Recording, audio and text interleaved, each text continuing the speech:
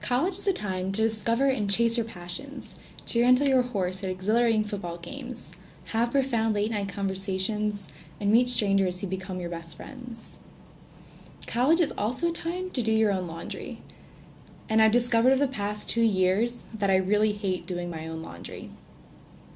At first, doing my laundry was something new and adultish, another welcome into the exciting college world of independence. It's not very difficult, and the effect of such an everyday task is rather miraculous. Just look at all these clean clothes that I can now wear again.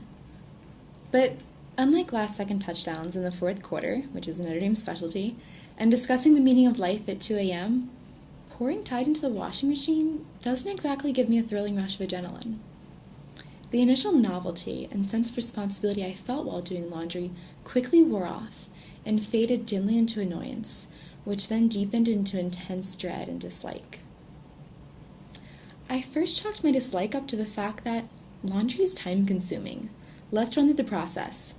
Gathering the scattering clothes from my dorm room, descending 4 flights of stairs, mercilessly using the elevator, sorting the lights from the darks, the warms and the colds, forking over the funds, walking up 4 flights of stairs after 30 minutes, walking down 4 flights of stairs, switching the laundry from the washers to the dryers, being sure to move anything that can't be machine dried, forking over more funds, walking up 4 flights of stairs, after nearly an hour walking down 4 flights of stairs, removing the dry laundry and folding, meanwhile contemplating, how do you fold a fitted sheet? Ascending 4 flights of stairs, mercifully using the elevator, and the final task, putting the laundry away. It's exhausting. And it chains me to my dorm for a set period of time, which is a great offense against my freedom. And all those flights of stairs, the 4th floor strikes again. Down and up, down and up, down and up again. Descent and ascent, descent and ascent, descent and ascent. Laundry is one of the most ordinary, mundane, and dull everyday tasks. Sure, I dreaded it because it is time-consuming, but also because a narrative like this ran in my mind. I am too busy to do laundry. Laundry is just so unimportant, so boring. I have to read Aristotle. I have 3 papers to write this week. I have meetings to attend, places to be, people to see. I have important things to do, like discovering and chasing my passions, cheering on a horse at exhilarating football games, having profound late-night conversations, and meeting strangers who become my best friends. In my mind, my dread for laundry seemed to confirm that I was an important person who does important things. Laundry was not just a descent down 4 flights of steps, but a ascent from doing important things to doing a dull task that I just couldn't be bothered with. And I couldn't be bothered with laundry because I thought that meaning was to be found elsewhere, in doing those exciting important things, rather than in taking care of my everyday responsibilities and routines. But doing laundry made me face the harsh realization that maybe my life isn't that exciting. It is more often filled with routine things, like going to class, eating meals, studying, and sleeping, rather than important and exciting and life-changing things. And I felt a creeping anxiety that maybe my faith life wasn't that exciting either. I go to Mass, I pray, I try to learn about the faith, I try to live it. I practice my faith through ordinary daily routines. Ups and downs happen, of course, but usually nothing too extreme. And this worried me. Shouldn't these be more dramatic and exciting? Is there something wrong? Sometimes I really desire a great dramatic moment which I can prove my love to God, some sort of exhilarating, life-changing experience.